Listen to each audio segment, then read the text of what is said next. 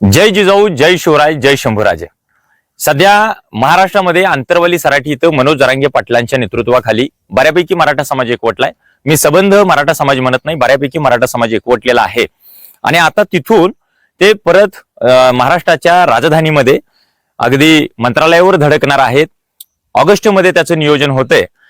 बऱ्यापैकी मागण्या त्यांनी केलेल्या आहेत, अगदी कुणबी दाखल्यापासून आंदोलनाच्या दरम्यान ज्यांच्यावरती केसेस पडलेले आहेत त्या केसेस मागे घेण्यात याव्यात अशा संदर्भातल्या त्या मागण्यांच्या खोलात मला जायचं नाही। मी महाराष्ट्रातल्या तमाम मराठा बांधवांना विनंती करतोय की हा व्हिडिओ तुम्ही शेवटपर्यंत बघावा। महाराष्ट्रातल्या प्रत्येक मराठ्याला त्याच्या एका गोष्टीची जाणीव करून देणारा, प्रत्येक मराठ्याला एक गोष्ट गांभीर्याने घ्यायला लावणारा हा व्हिडिओ आहे, त्यामुळे तुम्ही शेवटपर्यंत बघावा ही माझी कळकळीची तुम्हाला विनंती आहे।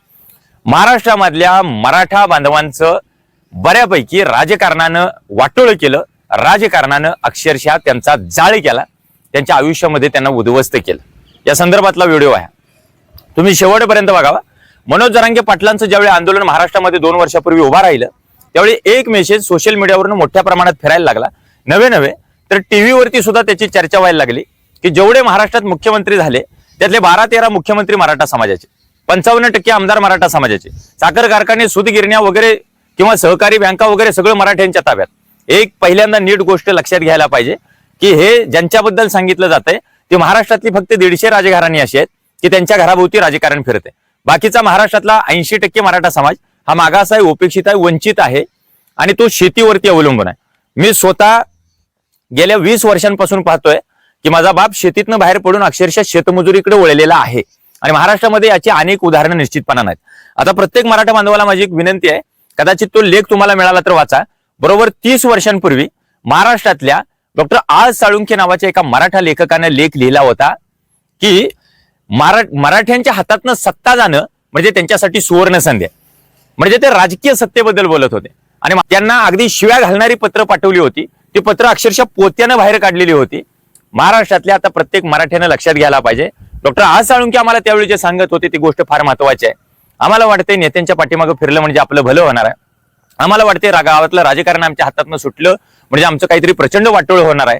तर एक गोष्ट लक्षात घ्या, कुठलाच मराठा समाजाचा आमदार आणि कुठलाच मराठा समाजाचा एखादा नेता या आंदोलनाच्या पाठीशी ठामपणाने उभा राहू शकत नाही। त्याचं एकच कारण आहे, तेवढं कारण सांगतो आणि मग मी पुढे जातो। ते कारण असं आहे की चुकून जर मराठा समाजाच्या या आंदोलनाला ठामपणाने आपण पाठिंबा दिला आणि मनोज जरांगे पाटलांचं जर आपण समर्थन केलं तर कदाचित मराठेतर बहुजन समाजाची मतं आपल्याला भविष्यात मिळणार नाहीत, आपली वोट बँक बळकट होणार नाही आणि आपलं राजकारण धोक्यात आल्याशिवाय राहणार नाही याची भीती त्यांना वाटत असल्यामुळं, त्यांच्या बुडाखाली तो जाळ असल्यामुळं ते मराठ्यांची बाजू घ्यायला तयार नाहीत। ही गोष्ट पहिल्यांदा आपण लक्षात घेतली पाहिजे। आता त्या विषयाकडे मी जातो।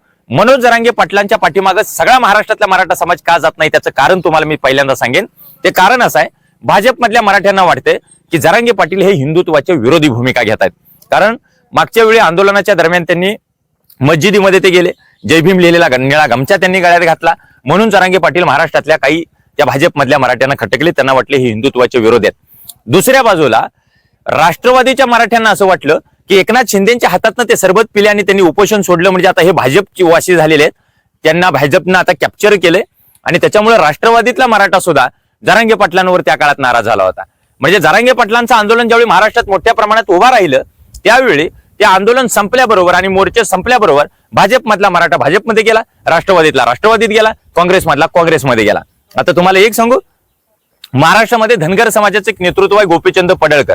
नीट ऐका, गोपीचंद पडळकर दरवेळी दसरा मेळावा बिरोबाच्या ठिकाणी घेतात आणि बिरोबाची त्यांनी ज्यावेळी शपथ दिली स्वतःच्या समाजाला, ती शपथ दिल्यानंतर सांगितलं की भाजपमध्ये मला जायला काही कुत्र चावलं नाही, एवढं सांगून सुद्धा सगळा समाज त्यांच्या पाठीशी होता आणि वंचितची बाजू ते मांडत होते। त्यावेळी समाज त्यांच्या पाठीशी होता, ते भाजपमध्ये गेले, तिथनं आमदारकी पटकावली, तरीही धनगर समाज ठामपणाने त्यांच्या पाठीशी उभा आहे। आणि त्या पडळकर त्याची सर्वासर्व करताना असं सांगतायत की बाबा बिरोबा माझा आहे, माझं मी बघून घेतो, तरी धनगर समाज त्यांच्या पाठीशी उभा आहे। मग ते भाजपमध्ये गेले, भाजपमध्ये गेल्यानंतर अलीकडच्या काळात ते कडव्या हिंदुत्वाची भाषा बोलतायत आणि वंचित आघाडीमध्ये असताना मिरजमध्ये, सांगलीमध्ये त्यांची भाषणं झाली होती की देशातला प्रत्येक सापडणारा आतंकवादी कदाचित मुसलमान असेल, पण महत्वाचं म्हणजे प्रत्येक मुसलमान आतंकवादी नाही वगैरे अशा प्रकारची भाषा करत होते आणि सबंध वंचित समाजाच्या बाजूने भाषा करताना सगळा धनगर समाज त्यांच्या पाठीशी आहे। आज कडव्या हिंदुत्वाची भाषा करतायत त्यावेळी सगळा खरं तर धनगर समाज त्यांच्या पाठीशी ठामपणाने उभा आहे। मग मलाही काही कळत नाही, अशा कुठल्याही प्रकारचा भूलभुलैया जरांगे पाटलांनी अजिबात केला नाही. कुठल्या देवाची खोटी शपथ मराठा समाजाला दिली नाही आणि कुठल्या प्रकारची आमदारकी पटकावली नाही, मंत्रीपद पटकावलं नाही. 50 खोकी करत ते सुरत मार्गे तिकडे गुवाहाटीला गेले नाहीत, कुठंच गेले नाही जरांगे पाटील. तरी महाराष्ट्रातला मराठा समाज भाजपमधला भाजपमध्ये, काँग्रेसमधला काँग्रेसमध्ये, राष्ट्रवादीतला राष्ट्रवादीत. त्यांना एक कळण्याची खरं तर विनंती आहे. काकासाहेब शिंदेंनी आमची आत्महत्या केली आणि त्याच्यानंतर 42 मराठा बांधवांच्या आत्महत्या झाल्या. आपल्या लक्षात यायला पाहिजे.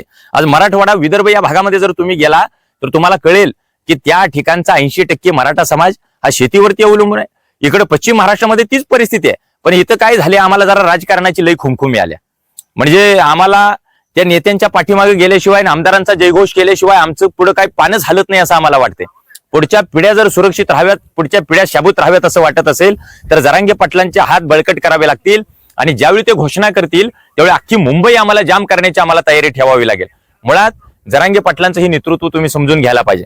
आज मराठेतर बहुजन समाजाचे जे नेतृत्व आहेत ते सगळे आज जरांगे पाटलांच्या पाठीशी ठामपणाने उभा राहत आहेत, त्यांना पाठिंब्याचं पत्र देत आहेत.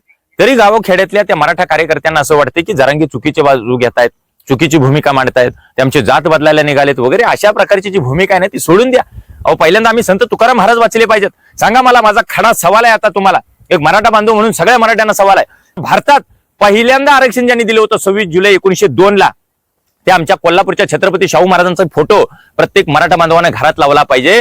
आणि शाहू महाराज पहिल्यांदा नीट वाचून घ्या, मग तुम्हाला जरांगे पाटील कळतील. बरे झाले देवा कुणबी केलो नाही तर दंभेची असतो मेलो, देवा बरं झालं मला शेतकरी म्हणून जन्माला घातला नाही तर मी अहंकाराने गर्वाने मेलो असतो, असं म्हणणारे मराठा जातीतलेच संत तुकाराम महाराज तुम्हाला पहिल्यांदा वाचावे लागतील. मग जरांगे पाटील तुम्हाला नीट कळणार आहेत. छत्रपती शिवाजी महाराज तुम्हाला पहिल्यांदा नीट वाचून घ्यावे लागतील, नीट व्यवस्थित. छत्रपती संभाजी महाराज नीट वाचून घ्यावे लागतील. बुधभूषण लिहिणारे, 7 शतक लिहिणारे, नायिका भेद लिहिणारे संभाजी महाराज आम्हाला कळले पाहिजेत, तर तुम्हाला जरांगे पाटील कळणार आहेत. अन्यथा तुम्हाला जरांगे पाटील कळणार आहेत. आमच्या डोक्यात राजकारण अगदी ठासून भरलंय, त्यामुळे जरांगे पाटील आम्हाला कळत नाहीत. ओबीसीचे फायदे ईडब्ल्यूएसच्या तुलनेत किती आहेत हे अगदी आरडून ओरडून आदळून आपटून इथल्या आम्हाला जरांगे पाटलांच्या बाजूला असलेल्या लोकांनी सांगितलं, पण ते आम्हाला कळले नाहीत. मी तर म्हणतोय जरांगे पाटलांनी समाजाबरोबर गद्दारी नाही केली, मराठ्यांमधल्या कित्येक लोकांनी जरांगे पाटलांशी गद्दारी केलेली, जरांगे पाटलांनी केलेली नाही. आणि मी त्यांच्या बाबतीत काय मी एक सांगतोय, हा भविष्यात जर जरांगे पाटलांची ती भूमिका झाली, मी अजून तरी बघितलं गेल्या 2 वर्षात तत्वांशी तडजोड नाही केली, भुलभुलैया कुठला केला नाही. हा, यावेळी आपल्याला इलेक्शन लढायचं आहे, त्यावेळी लढायचं आहे सांगितलं आणि ऐन वेळी त्यांनी माघार घेतली, हा काही भुलभुलैया नाही होऊ शकत. तुम्हाला कुठल्या देवाची खोटी शपथ दिली, आमदारकी पटकावली, मागच्या दाराने विधान परिषद घेतली, काही नाही ना. कारण शेर कभी बिकते नहीं कुत्तों की बाजार में और बिकने वाले कभी दिखते नहीं छत्रपती शिवाजी महाराज की दरबार में. हे आम्हाला कळलं पाहिजे, लक्षात ठेवा.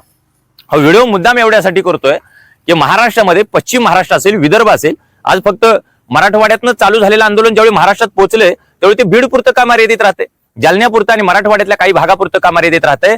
कारण हे नेतृत्व संपवायचं, मराठ्यांची कडक होत चाललेली वोट बँक बाजूला करायची, ती विखुरली गेली पाहिजे. याच्यासाठी काही षडयंत्र सगळ्या बाजूने जे आखली जात आहेत त्याच्यावरती आम्हाला गांभीर्याने विचार केला पाहिजे. मी सत्ताधाऱ्यांच्या विरोधात बोललो म्हणजे भाजपच्या विरोधात बोललो असा समज करून घेऊ नका.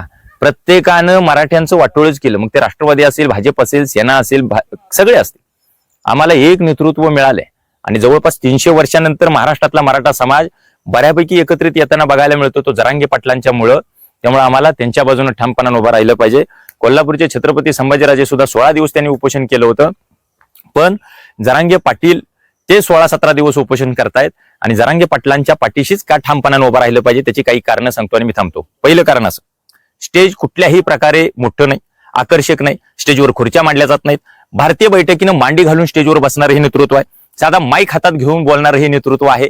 हे सगळं झाल्यानंतर कुठल्याही प्रकारचा गाजावाजा, कुठल्याही प्रकारचा डामडौल त्यांच्या बाबतीत आपल्याला बघायला मिळत नाही.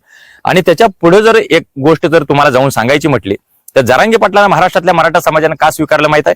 कारण साधी 2 एकर शेती, दिसायला फार चांगली आहेत असं नाही, टिपिकल ज्याला पॉलिटिशियन म्हणावं असं कुठल्याही प्रकारचा गुण त्यांच्या बाबतीत तिथं दिसत नसताना सगळ्यांनी स्वीकारलं. त्याचं कारण असं, महाराष्ट्रातला 80% मराठा समाज हा जरांगे पाटलांसारखंच आयुष्य जगतोय, मग आपल्यासारख्या माणसाला आपलं नेतृत्व म्हणून स्वीकारावं ही भावना इथल्या समाजामध्ये असल्यामुळे जरांगे पाटलांना स्वीकारलेला आहे. म्हणजे आपल्याला हात जोडून विनंती आहे की 28 ऑगस्टला ज्यावेळी ते सांगतायत आम्हाला की मुंबई आपल्याला जाम करायची आहे, त्यावेळी प्रत्येक घरातल्या एकानं तरी मराठा समाजाच्या पोराने त्या ठिकाणी जावावं, त्या आरक्षणासाठी जावं, पुढच्या पिढ्या वाचाव्यात म्हणून जावं, आपल्या मराठवाड्यातल्या विदर्भातल्या मराठा समाजाच्या बायकांच्या कपाळावरचं कुंकू शिल्लक राहावं म्हणून खरं तर जायला पाहिजे. या सगळ्या गोष्टींची आम्हाला जर गांभीर्याने जाणीव असेल तर निश्चितपणाने तिथं जावं. बाकी याच्यापेक्षा मी काही वेगळं सांगणार नाही. राजकारण फक्त डोक्यातनं काढून टाका एवढं सांगायला मी खरं तर आजचा हा व्हिडिओ केलेला आहे. जय जिजाऊ, जय शिवराय.